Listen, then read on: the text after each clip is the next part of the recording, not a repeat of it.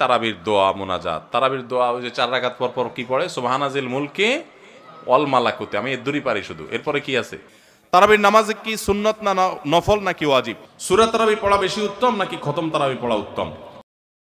তারাবির দোয়া মুনাজাত, তারাবির দোয়া ওই যে 4 রাকাত পর পর কি পড়ে, সুবহানাজিল মুলকে ওয়াল মালাকুতে, আমি এর দূরই পারি শুধু। এরপরে কি আছে? আচ্ছা কি জানি আছে। তো এগুলো আসলে কোনো কোরআন হাদিসে নাই, যেহেতু কোরআন হাদিসে নাই সেজন্য আমি পাই নাই, কোরআন হাদিস থাকলে তো পাইতাম। বুঝে আসছে কথা? আমরা একসময় দেখছি যে ইয়াং পোলাপান তারাবি পড়তে যায় না। কিরে বাবা তারাবি পড়তে যাস না কেন? বলে হুজুর এখনো তারাবির দোয়া মুখস্থ হয় নাই। বুঝতে পারছেন?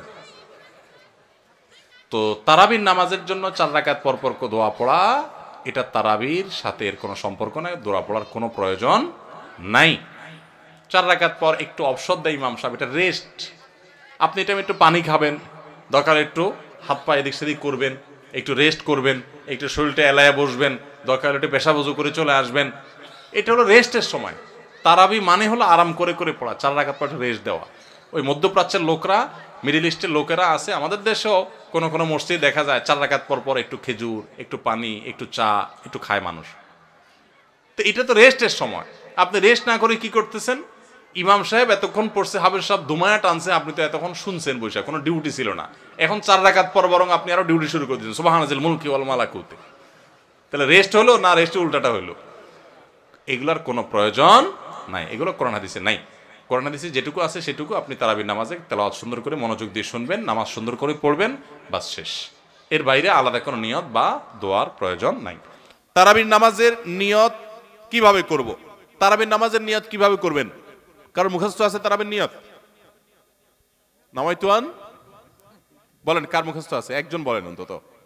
তারাবির নিয়ত কে বলতে পারবে? বলেন বলেন ভাই।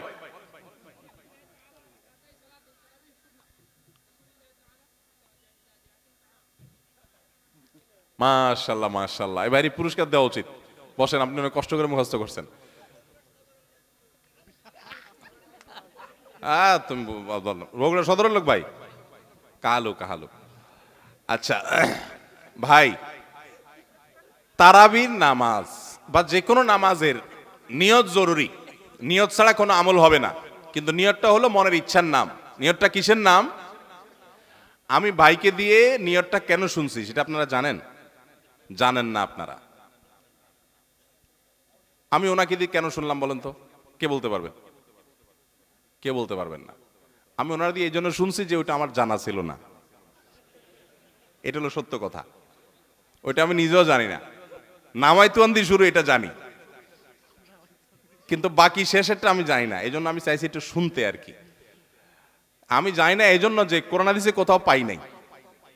এখন ভাইরা কেউ পাইলে তো ভিন্ন কথা, আমি কোথাও পাই নাই। এই নিয়ত মুখে এরকম গদবাদা উচ্চারণ করা, হ্যাঁ এটা পাইছি আমরা ছোটবেলা বোগদাদি কায়দায়। বোগদাদি কায়দা এটার জন্য কত মাইদ্যরে হয়তো খাইছি, পাইয়া তখনই ভুলে গেছি। এটা পরবর্তীতে কোরআন হাদিসে যেহেতু পাই নাই, এই জন্য আর আমরা ওটা মুখস্থ করি নাই। ভাইরা আমার, নামাজের জন্য এরকম নামাইতুয়ান, এরকম গদবাদা যে দোয়া আমরা শিখেছি, এগুলোর কোনোটি কোরআন বা সুন্নাহর কোথাও আমরা নিয়ত করব মন থেকে যে আমি তারাবির নামাজ পড়ছি, বাস এটা আমার ইন্টেনশন আছে, নিয়ত আছে, মনে আছে, এটাই যথেষ্ট। মুখে উচ্চারণ করা জরুরি না, এবং মুখে উচ্চারণ করা এটা সুন্নাহও না। নবী সাল্লাল্লাহু আলাইহি ওয়াসাল্লাম শেখানো না এটা আমাকে। ইবাদত করতে হবে তার পদ্ধতিতে। কোনো হাদিসে যদি উৎসাহ দেওয়া না থাকে, আমি কেন সেটা করতে যাব, কসরত করতে যাব? তবে হ্যাঁ, নিয়তটা হলো অন্তরের ইচ্ছার নাম, সেটাই যথেষ্ট। আলাদা মুখে নামাইতুয়ান পড়ার দরকার নেই। তারাবির নামাজে কি সুন্নত না নফল নাকি ওয়াজিব? তারাবির নামাজ সুন্নাত।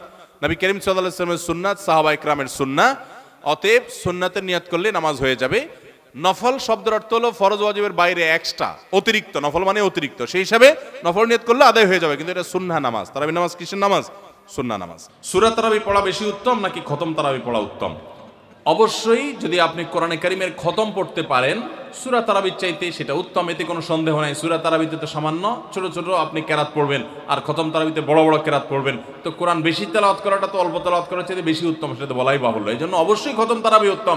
কিন্তু খতম তারাবি যদি তুফান মিল গতিতে হয়, 5G 6G গতিতে হয়, তাহলে সেই খতম তারাবি যদি হয়, যেই খতম তারাবিতে কি পড়েন, হাবেশ সাহেবের শুধু ইয়া আলামুন আর তা আলামুন ছাড়া কিছু না বুঝেন, তাহলে ওই রকম খতম তারাবি পড়ার চাইতে সূরা তারাবি পড়া উত্তম। কথা কি বুঝতে পারছেন? যদি হাবেশ সাহেব মাঝখানে কি পড়ে কিছুই বুঝেন না, শেষে শুধু ইয়ালামুন আর তালামুনের টান দেখে বুঝতে পারলেন যে এখন রুকুতে যাবে, তাহলে এই তারাবি পড়া আর না পড়াতে কোনো পার্থক্য নাই। অনেক জায়গাতে এরকম তারাবি পড়ে, ওই যে সোশ্যাল মিডিয়াতে কিছু কিছু ভিডিও পাওয়া যায়, হ্যাঁ, দেশের বাইরের, যে এমন গতিতে তারাবি পড়ে যে আপনি 3 আয়াত পড়তে না পড়তে তার 1 রাকাত শেষ। এগুলা তারাবির নামে তামাশা। শুধু খতম তারাবি কেন, অনেক সূরা তারাবিও এরকম আছে যে পড়ে সূরা তারাবি, সেটা আবার এরকম 5G গতিতে পড়ে। তারাবির নামে যে কত তামাশা চলে। কদিন আগে দেখলাম ফেসবুকে একটা পোস্টার, যে ব্যবসায়ীদের জন্য বিশেষ তারাবির প্যাকেজ। কি প্যাকেজ? 7 দিনে খতমের প্যাকেজ, 5 দিনে খতমের প্যাকেজ, আর একটা 3 দিনে খতমের প্যাকেজ।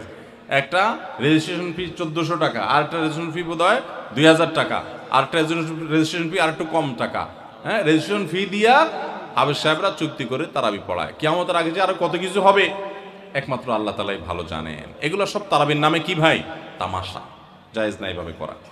রমজানে হারিয়ে যাওয়া এমন কিছু আমলের কথা বলুন যা অধিক ফজিলতপূর্ণ আমল, কিন্তু তা অনেকেই জানে না বা আমল করে না।